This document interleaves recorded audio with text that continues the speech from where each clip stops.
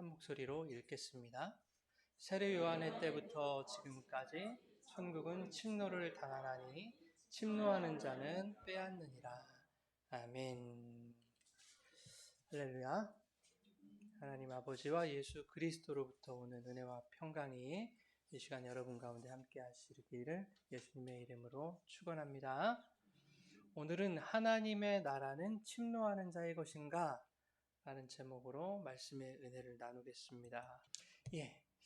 여러분 이제 한 주만 더 지나면 예수님의 탄생을 기념하는 성탄절이 돌아옵니다.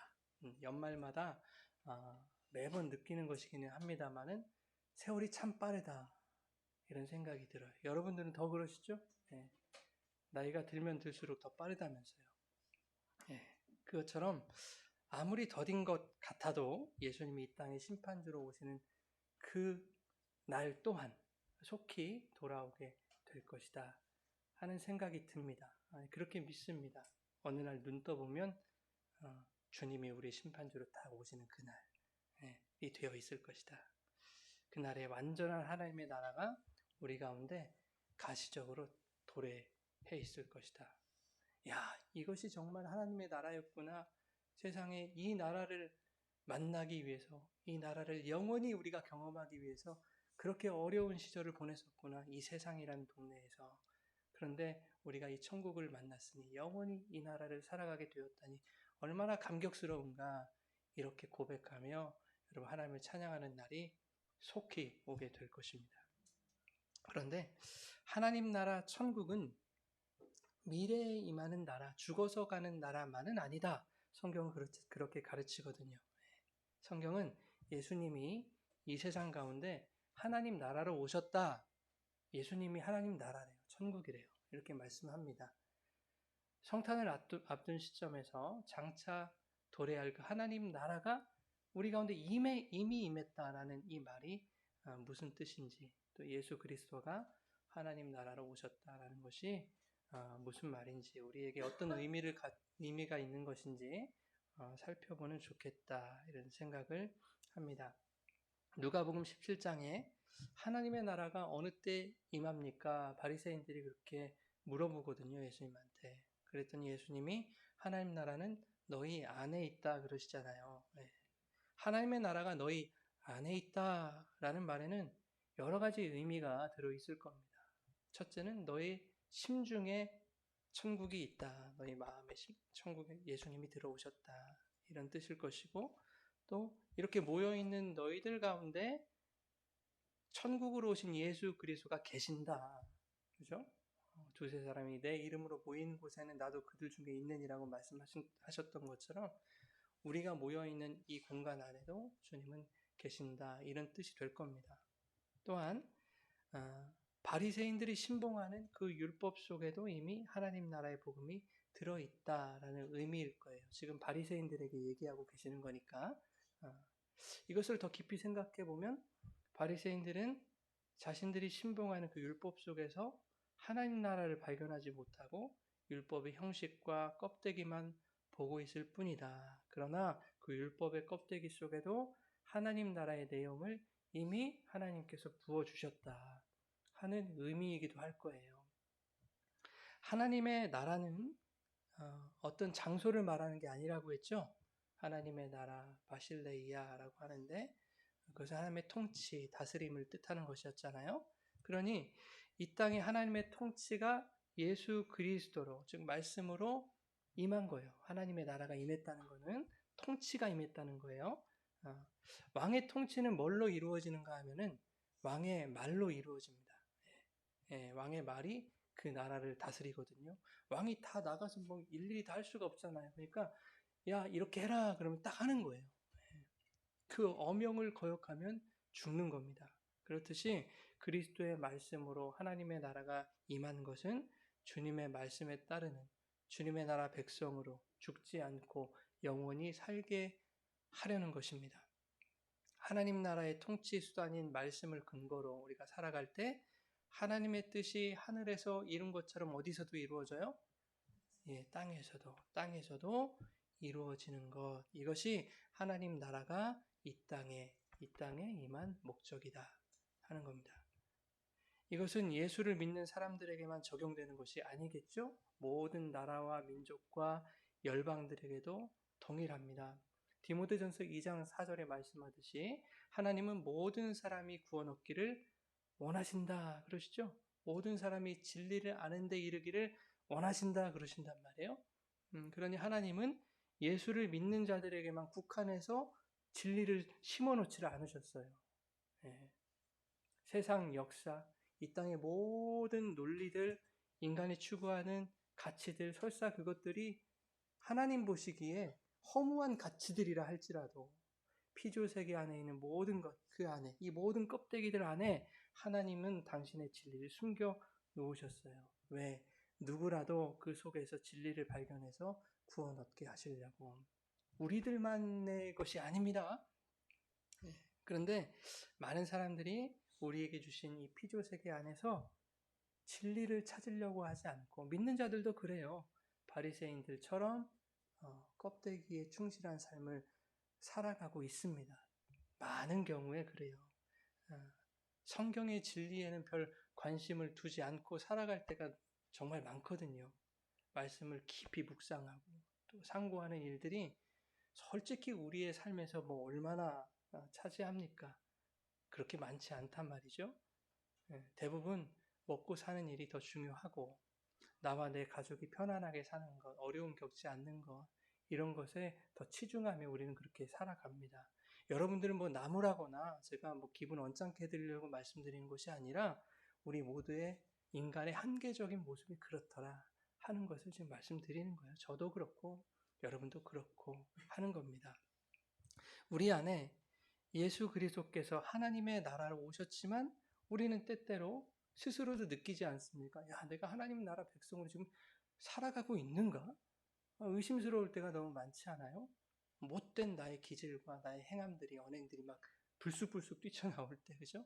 그럴 때, 와, 나 같은 사람이 예수 믿는다고 할 수 있나? 이런 부끄러움들이, 자괴감들이 일어납니다. 세상 나라에서 세상이 보여준 껍데기를 추구하며 살아가는 우리의 모습들이 얼마나 많느냐고요. 저도 그런데.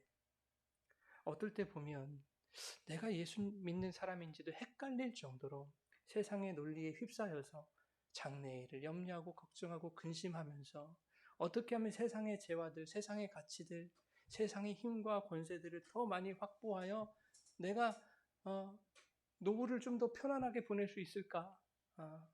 어려움 당치 않고 살 수 있을까? 이런 것에 우리의 마음을 쏟지 않습니까? 내가 세상의 힘의 논리, 세상의 가치에 끌려가고 있는 것 같을 때가 너무 많죠. 그것을 못 느끼면 안 됩니다, 여러분. 나는 잘하고 있어 라고 생각하는 사람은 진짜 못하고 있는 겁니다.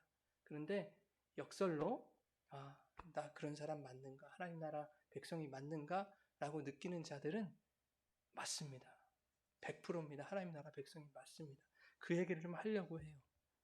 나는 정말 하나님 나라를 살아가고 있는 것이 맞는가? 예수님이 우리 안에 하나님 나라, 그 천국으로 오셨다는데 왜 내 삶은 이렇게 세상적이지? 왜 이렇게 엉망이지? 왜 힘이 없지? 무력하지? 다른 사람들은 영적으로 또 이렇게 거룩하게 능력 있게 살아가는 것 같은데 나는 왜 이렇게 비리비리하지? 이런 생각들을 하죠. 왜 이렇게 걱정과 염려와 두려움과 불안에 쌓여서 나는 살아가지? 왜 이렇게 내 인생에는 어려움과 아픔과 슬픔과 고난과 질병과 이 안 좋은 일들만 몰려오지? 이게 무슨 하나님 나라를 사는 거야? 이게 무슨 천국이야? 그렇게 의문이 들고 의심이 들 때도 때때로 있습니다. 그런데 여러분, 그런 의문과 의심의 원인이 뭐냔 말이에요. 그렇게 의심이 드는 것은 나 때문에 그러죠, 나 때문에. 하나님 나라가 힘이 없고 능력이 없어서 내가 세상 가치를 쫓고 세상 끌려가는 삶을 사는 것이 아니더라 그 말이에요. 내가 능력이 없고 내가 죄 많고 연약하기 때문에 내가 하나님 나라를 의심하는 거죠. 그죠? 하나님 나라가 뭔지도 잘 모르겠고 개념도 없고 그 나라가 내 삶에 체감도 되지 않고 그러니까 천국이 내 삶에서 뭔가 실감나게 고백되지도 않고 뭐 하나님 나라가 오셨다고 하는데 도대체 그게 뭐요? 나는 경험한 바가 없고 그렇잖아요. 그 나라에 대한 감격도 없고, 감격이 없으니 무슨 고백이 이렇게 나오겠습니까? 참 뜬구름 잡는 것 같고 막 그러더란 말이에요. 신앙생활 수십 년 해도 그렇습니다. 여러분 2차 세계대전 당시에 나치가 유럽 대부분을 이렇게 점령을 해요. 프랑스, 벨기에, 네덜란드 다 함락되고 이제 영국군만 거의 뭐 이렇게 그 간당간당 버티고 있는 그런 상황이었어요. 히틀러는요, 야, 우리 독일이 이겼다 이미 그렇게 생각하고 있었습니다. 그때 영국과 캐나다, 미국 연합군이 서유럽의 그 본토로 직접 우리가 들어가야 된다 해가지고 계획을 세웠던 것이 뭡니까? 그게 노르망디 상륙작전이 노르망디 상륙작전. 프랑스의 북부 해안가로 이렇게 침투했잖아요. 15만 명 군대가 다. 이 작전으로 연합군은 유럽 대륙에 이제 교두보를 마련하고 독일군의 전력을 분산시켜요.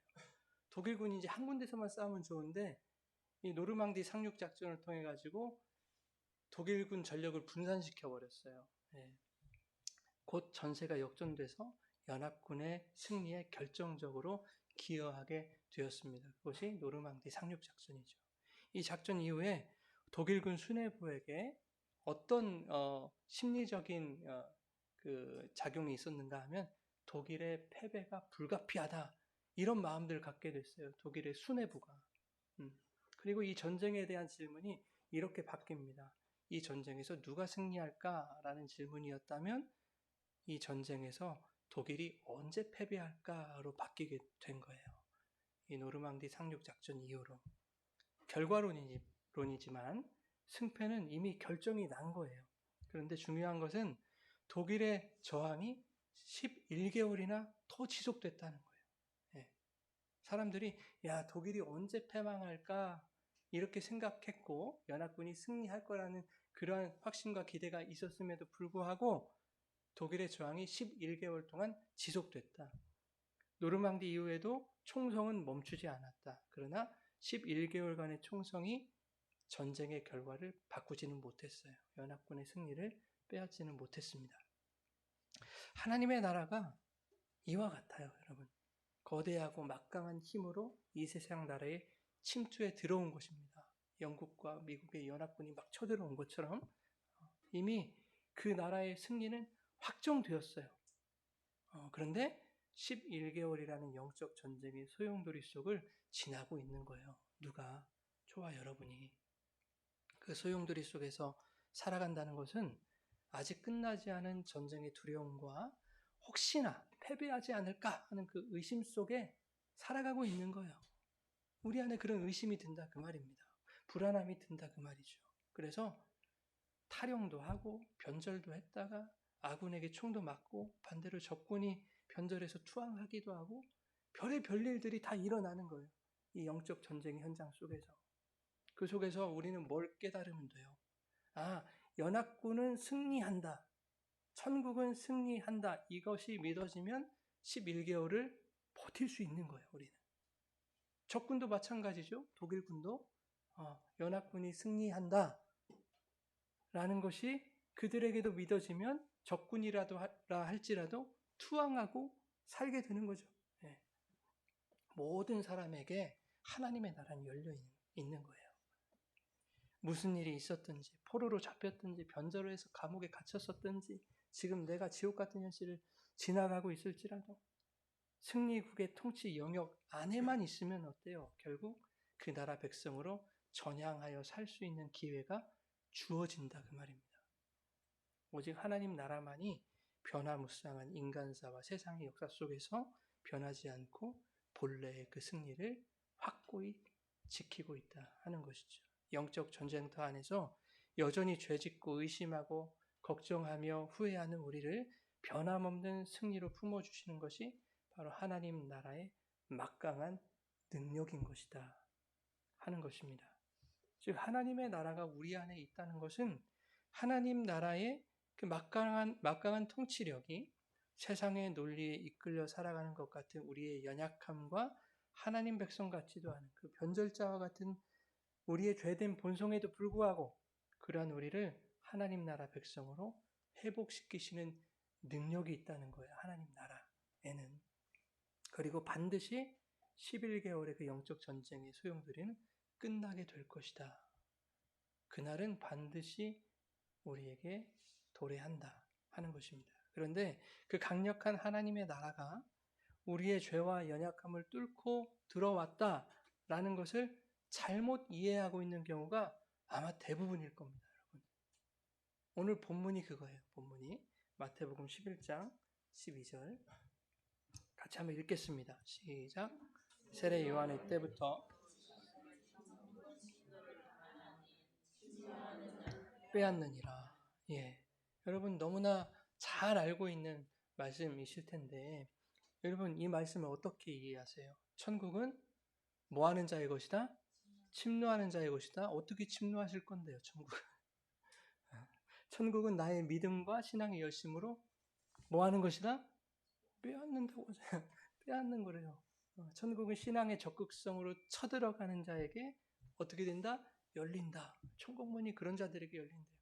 그러니까 좀 더 적극성을 가지고 열심히 신앙생활을 해야 된다라는 그런 의미로 그렇게 설교를 하죠. 이렇게 하나님 나라는 우리가 공격해서 쟁취하는 것으로 많은 분들이 그렇게 생각을 하더라 하는 겁니다. 어려서부터 이렇게 들어왔어요, 저도. 예. 하나님의 나라가 생각해보세요. 인간의 어떠함에 좌우되는 나라라고 한다면, 그죠? 그리스도의 십자가가 있을 필요가 있을까요, 없을까요? 아니, 우리가 어떻게 하면 그 나라를 쟁취한다는 예수님의 십자가가 있을 필요가 없단 말입니다. 그죠? 신앙의 열심, 종교적인 적극성, 인간의 선한 행위들로 천국을 내가 빼앗고 쟁취할 수 있다면 그 천국이라는 하나님의 나라라는 그 나라는 얼마나 허술한 나라가 되겠습니까? 얼마나 무력하고 힘이 없는 나라예요? 그리고 그 천국을 누구에게서 빼앗는다는 거예요? 이 말은 천국의 주인이 누군데요? 하나님이잖아요. 하나님에게서 우리가 뺏을 수 있다니요, 천국을. 하나님이 당신의 나라를 빼앗기실 정도로 약한 분이라면 저는 그런 하나님을 내 구주로 믿고 싶지가 않아요. 그렇지 않습니까? 천국은 침노한 자의 것이다. 이 말이 오늘날 수많은 성도들에게 또 어떻게 인식되는지 아십니까? 이미 구원을 넘어서 이제 내가 원하는 세상 복으로까지 연결된다고요. 열심히 종교 생활하고 헌신 봉사해서 천국 문을 내가 막 두드리면 그분이 쫙 열려가지고 내가 바라고 기대했던 것들 막 부어줄 거라고. 그런 설교들을 안 들어보셨어요? 대부분 그렇게 설교 들어왔죠. 목사님들 뭐라고 하는 게 아니라 잘못된 건 잘못된 것이라고 우리가 인정하고 바르게 고치고 나가자 하는 겁니다. 성경 어디에도 없는 내용들을 그렇게 우리가 배워왔는데 그것이 오랜 세월 동안 기복신앙의 온상이 되어왔던 말씀 아닙니까? 이 말씀은 세상의 부귀, 영화, 소원, 성취와 전혀 관계가 없는 말이에요. 지금까지 그렇게 생각해왔던 분들이 계시다면 오늘 이 시간 여러분의 생각 속에서 깔끔하게 말끔하게 다 지워버리시기 바랍니다. 침노하는 자의 것이 천국은 침노하는 자의 것이다. 이거 틀렸다는 거예요, 여러분. 예.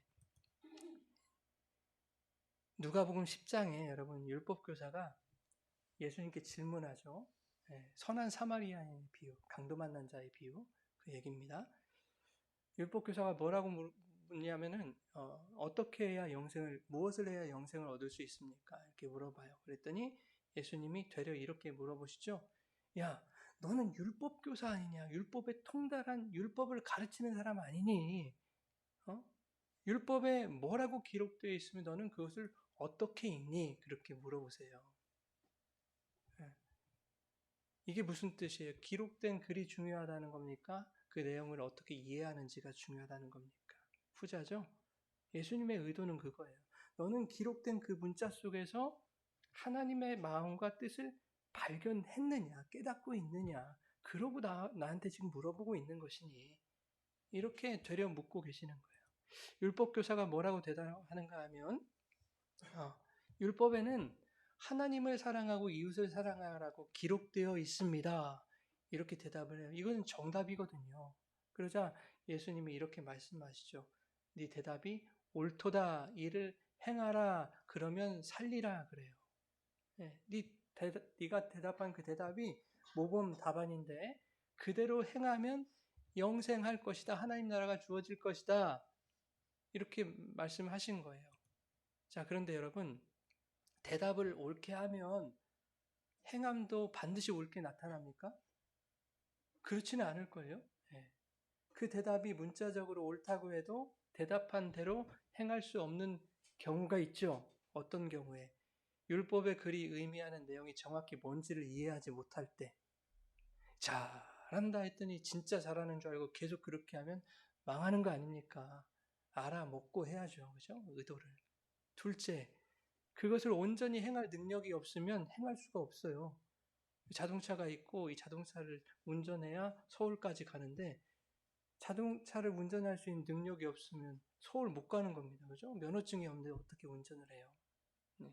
이 두 가지 경우가 율법 교사의 한계인 거예요. 그리고 우리의 한계라고 하는 겁니다. 율법 교사와 예수님의 그 일화에서 결론이 뭐냐면 율법의 형식과 껍데기로는 강도 만난 네 이웃을 사랑할 수 없다는 거예요. 네 힘으로 사랑할 수 없다. 네 행위로 사랑할 수 없다.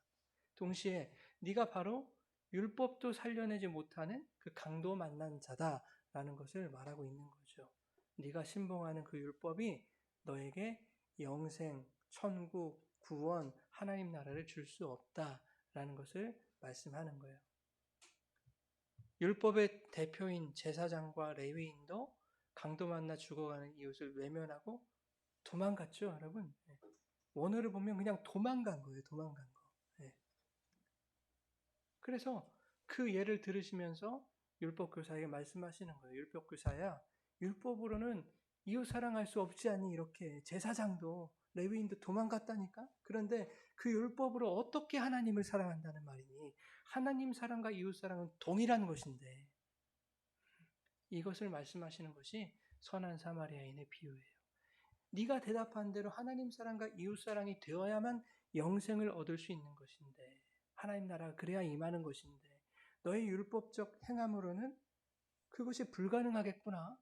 왜 제사장도 안 됐고 레위인도 안 됐으니 그 율법의 대표들이 안 됐으니 율법교사 너의 그 율법으로도 사랑이 안 되는 것 아니니? 불가능하지 않니? 그렇다면 하나님을 사랑하고 이웃을 사랑하라는 그 율법의 글이 네가 눈으로 보고 읽는 기록된 그 글이 그것은 너의 능력으로 불가능한 것이라는 교훈을 말하고 있는 것이겠구나. 그렇게 하라는 것이 아니라 너는 불가능하다라는 것을 가르치고 있는 것이겠구나. 그렇다면 율법교사야, 너는 어떻게 해야 되겠니? 내 능력으로는 하나님 사랑, 이웃 사랑이 불가능해서 구원받을 수 없음을 깨닫고 나에게 베푸실 어떤 이의 완전한 사랑을 붙들어야 되지 않겠니? 이걸 말씀하시는 거예요. 그분이 누구예요? 그가 붙들어야 할 그분이 예수 그리스도. 예수님 자신을 선한 사마리아인으로 설명하신 거 아닙니까? 사마리아인이 율법으로도 살릴 수 없는 강도 만난 자를 구하기 위해서 예루살렘으로에서 여리고로 내려가는 길로 이렇게 내려왔어요. 그 길은 유대 땅이거든요. 유대길. 사마리아인이 유대 땅으로 내려왔는데 그것이 유대 사람들의 발각되면 어떻게 돼요? 돌에 맞아 죽을 수 있죠. 그러니까 사마리아인이 강도 만난 자를 위해서 죽기를 각오하고 내려왔다는 얘기예요. 율법교사가 자신이 신봉하는 그 율법을 통해 깨달아야 하는 것은 뭡니까? 내가 던진 그 율법의 돌에 맞아 죽기를 각오하고 이 땅에 선한 사마리안으로 오신 그 예수 그리스도의 사랑을 입어야만 영생을 얻을 수 있다. 너는 율법을 통해 기록된 그 글을 통해서 그걸 깨달아야지. 이걸 말씀하시는 거예요. 이것이 율법의 글 속에 담긴 하나님의 뜻, 하나님의 마음인데 그 뜻대로 행할 수 있는 분은 네가 아니라 바로 사마리아인으로 온 나 예수란다. 이거를 말씀하는 겁니다. 그런데 그것을 예수님이 어디서 행하셨어요? 십자가에서 행해버리셨다 하는 겁니다. 그렇게 십자가에 달려 죽으심으로 죄라는 강도에게 맞아 죽게 된 우리에게 당신의 생명을 주신 거예요. 그 생명은 예수 그리스도 자신 아닙니까? 그 예수님을 우리에게 천국으로 보내주셨고 예수님이 천국이죠. 하나님의 나라. 그 천국이 십자가에서 침노를 당한 거예요. 이게 이해가 되셔야 돼요. 예수님이 천국이고 하나님의 나라인데 그 하나님의 나라가 십자가에서 침노를 당했죠. 죽어버렸으니까. 그럼 누가 죽였어요, 여러분? 무엇에 의해 침노를 당했어요? 하나님의 나라가? 하나님의 뜻에 의해. 그죠? 내 아들 너희를 위해서 내가 줄게. 그런데 어디다 주시냐면 십자가에 매달아 버릴게. 이게 하나님의 뜻이었잖아요. 그러니까 하나님의 나라 천국으로 오신 그 예수님이 십자가에서 하나님의 뜻에 의해 침노를 당한 거예요, 여러분. 그래서 십자가에서 죽기까지 복종하심으로 하나님이 사망의 권세로부터 성도들을 뭐 하신 거예요? 빼앗으신 거예요, 빼앗으신 거. 이 세상으로부터 당신의 백성들을 빼앗으셨다고요, 하나님이. 결국 천국이 침노에 들어가서 그 나라 백성들, 하나님 나라의 백성들을 빼앗아 왔다라는 이야기를 천국은 침노하는 자들의 것이다. 우리가 그렇게 이해하고 있는 거예요. 영어 성경들을 보면요, 이 말씀 어떻게 번역해 놨냐면 하나님의 나라가 어떤 폭력에 의해서 고통을 당하고 있는 것도 이렇게 번역을 해놨거든요. 침노하는 자는 빼앗는다라는 이 말도 폭력적인 인간들이 천국을 훔쳐가고 있는 것으로 그렇게 번역을 해놨어요. 그런데 그 악한 사람, 폭력을 가하는 자들이 누구냐? 바리새인과 서기관과 같은 그런 자들이다. 이렇게 생각을 하는 거예요. 그런데 이것은 성경 원어를 오역한 거예요. 잘못 해석했다 그 말입니다. 하나님 나라는 그 어떤 힘에도 고통받지 않아요. 그죠? 하나님의 나라에 슬픔이 있어요? 아픔이 있어요? 고통이 있습니까? 없잖아요. 근데 누가 힘을 가한다고 해서 하나님 나라가 고통을 받습니까? 아무리 강한 힘이 폭력을 가한들 하나님이 당신의 나라를 세상의 힘에 빼앗기시겠습니까? 그럴 수 없는 것이죠. 바리새인과 서기관들이 율법으로 영생에 들어갈 수 있다 라는 그런 억지 주장을 내세우면서 성도들이 영생으로 향하는 길에 회방을 놓은 건 사실이죠. 바리새인들이 그랬단 말이에요. 천국문으로 들어가는 거 회방하고 그랬어요. 그것이 사실이지만 그것으로 하나님 나라가 훼손됩니까? 그것으로 하나님 나라를 훼손할 수 없다고요. 그들의 회방이 하나님께서 당신의 백성을 택하신 그 선택과 예정을 방해할 수 있는가? 없다 그 말입니다, 여러분.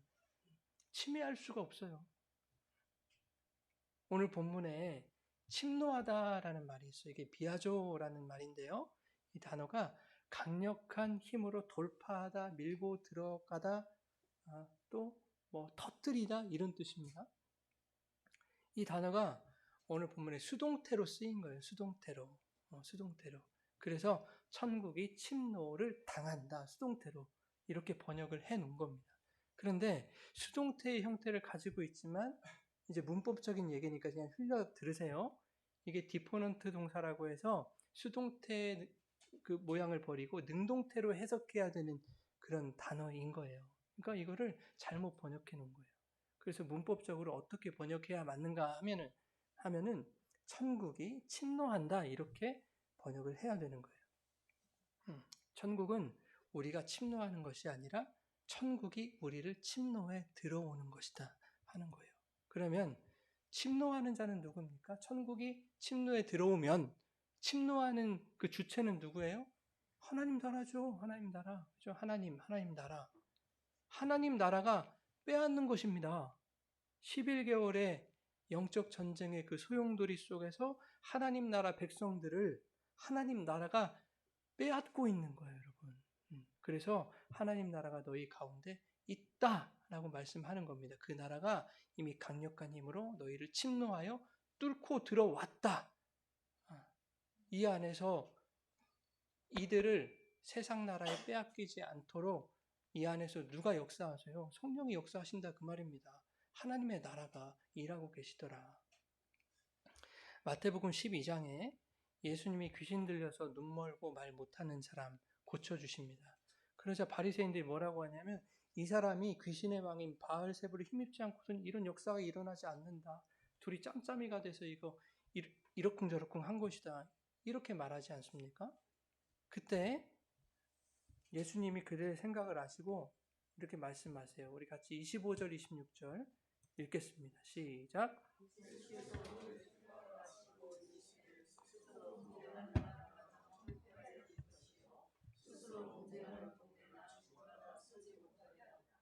만일 사탄을 쫓아내면 스스로 분쟁하는 것이니 그리하고야 어떻게 그의 나라가 서겠느냐. 그렇죠? 집안 싸움하면 그 집안이 세워지겠습니까? 풍비박산 나는 거죠.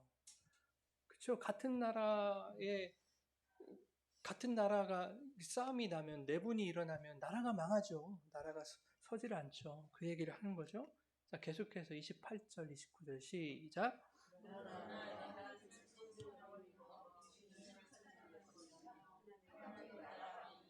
너희에게 임하였느니라. 사람이 먼저 강한 자를 결박하지 않고서야 어떻게 그 강한 자의 집에 들어가 그 세간을 강탈하겠느냐. 결박한 후에야 그 집을 강탈하리라. 자, 하나님의 나라가 임하는 것을 지금 29절로 설명하는 거예요, 여러분. 하나님의 나라가 임한다는 것이 뭐냐? 그것을 어떻게 설명해 놨냐면 사람이 강한 자를 결박한 후에 그 집에 들어가서 세간을 강탈하는 것으로 지금 설명하고 있는 것이죠. 즉 하나님의 나라가 강력한 세상 나라를 그보다 더 강력한 힘으로 결박한 후에, 그죠? 이 세상이 강하잖아요. 우리보다 강하잖아요. 근데 그보다 더 강력한 하나님의 나라가 이 강한 세상 나라를 결박한 후에, 그죠? 뭐 한다는 거예요? 그 세상에 속한 세간들, 그 세간들이 누구예요? 우리들이다 그 말입니다.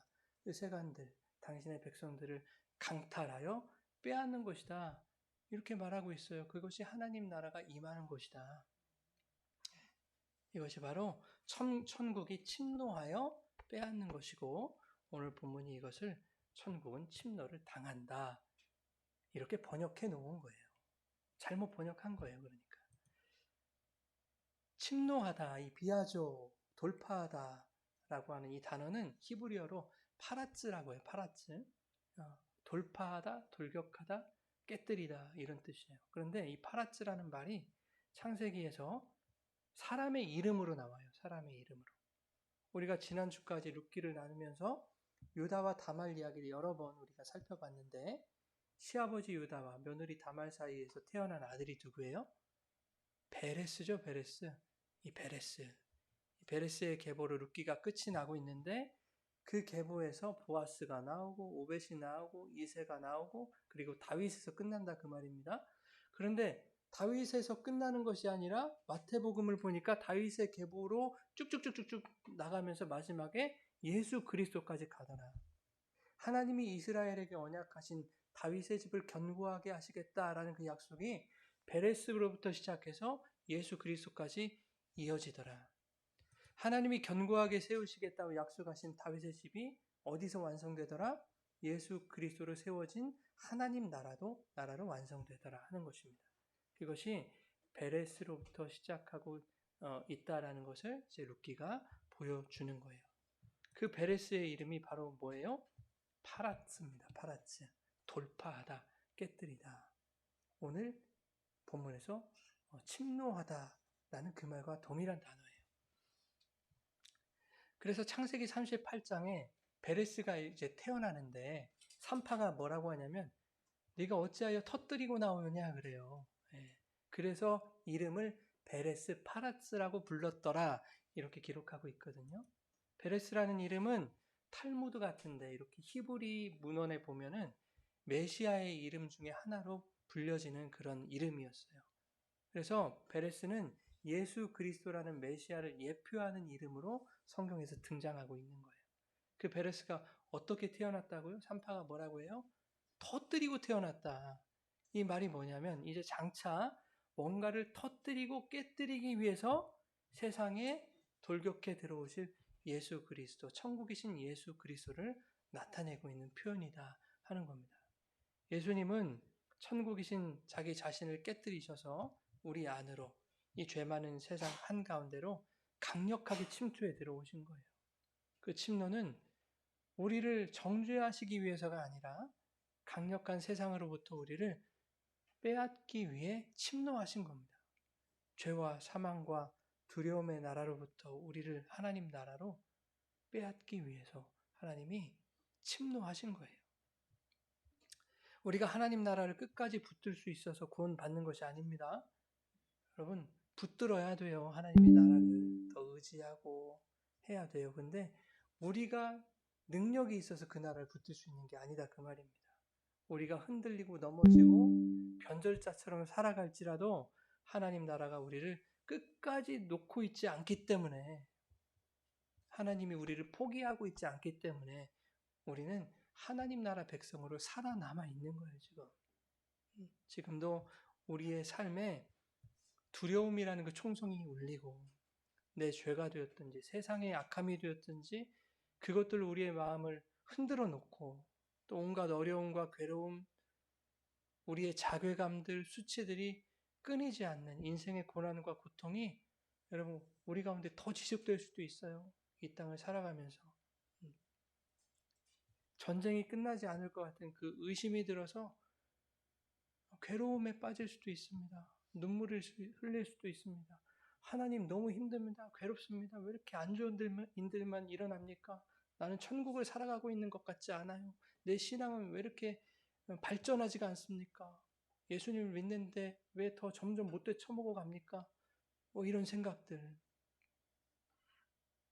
그래서 괴로움에 눈물 짓고 가슴을 치고 한숨을 쉬고 원망하고 후회하고 그런 나날들이 우리의 삶 가운데 있을지도 몰라요, 여러분. 아니, 있을 거예요.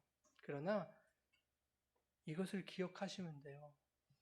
이 싸움의 결말은 이미 정해졌다는 거예요. 그죠? 하나님 나라는 승리했고 반드시 당신의 백성을 끝까지 하나님께서 빼앗아 가실 것이다. 11개월의 영적 전쟁의 소용돌이는 끝날 것이다. 그러니 그것을 믿고 하나님께 투항하자. 손 들고. 그러므로 오늘도 두려움 속에서 여러분 도망치듯이 그렇게 신앙생활 하지 마십시오. 뭔가 내가 똑바로 신앙생활 하지 않으면, 뭔가 이 영적인 것을 내가 뭔가 이렇게 좀 잘 해놓지 않으면 뭔가 큰일 날 것 같은 그런 마음에 쫓기듯이 여러분 그렇게 두려움 가운데 신앙생활 하지 마십시오. 복음은 우리 가운데 자유함을 주셨잖아요. 진리가 너희를 자유케 하리라. 근데 자유함이 없단 말입니다. 우리 안에 뭔가를 해야 되고 바르게 살아야만 될 것 같고, 바르게 사는 게 나쁘다는 게 아니에요. 근데 우리 힘으로 온전히 그렇게 바르게 살아집니까? 안 된다 그 말입니까? 그 말입니다. 그리고 아무리 바르게 산다 하더라도 그것을 통해서 내가 하나님 나라 들어갈 수 있는 게 아니다 그 말이죠. 여러분 세상에 우리보다 더 바르고 정직하게 사는 믿지 않는 사람들이 얼마나 많은데요. 근데 그 사람들 구원 못 받습니다. 왜? 하나님의 나라가 그들에게 침투하지 않았기 때문에, 하나님의 나라가 침노하지 않았기 때문에. 근데 우리는 뭐라고? 연약하고 죄 많고 부족하고 여전히 영적인 자괴감에 빠져서 그렇게 나는 왜 이 모양인가 전전긍긍하며 이렇게 살아가는 우리임에도 불구하고 하나님이 그들 안에 천국으로 침노해 들어오셨다 그 말입니다. 그래서 괜찮아, 너희의 능력이 있는 것이 아니라 내 나라의 능력이 있어서 너희를 내 나라 백성으로 내가 빼앗기 위한 거야 라고 말씀하신다니까요. 오늘 이 시간도. 그러니 여러분 자유함을 가지시고 신앙생활을 하십시오. 이 자유함을 가지면 막 살라고 해도 막 사라지지가 않는 거예요, 여러분. 그렇죠? 그 자유함의 감사와 감격을 누리는 자가 나 이제 내 맘대로 살 거야. 그러면 그 죄라는 것에 속박을 당합니다, 여러분. 자유가 사라져요. 내 안에 자유가 있으면 이 자유를 나에게 허락하신 그분의 뜻은 뭘까? 어떻게 하면 그분의 뜻을 누리면서 이 자유를 더 만끽할 수 있을까? 우리는 그렇게 생각하며 살아갈 수 있는 거예요. 그게 천국을 살아가는 것입니다. 그러니 여러분 이미 승리한 나라의 백성답게 하나님께 붙들린 자로 천국의 침노를 당하여 하나님 나라에 빼앗긴 자들, 그죠? 이 세상 나라에서 하나님 나라로 빼앗긴 자들로 그 하나님 나라 안에서 자유를 누리며 감사를 누리며 그렇게 살아갈 수 있는 여러분의 삶이 되기를 예수님의 이름으로 축원합니다. 아멘.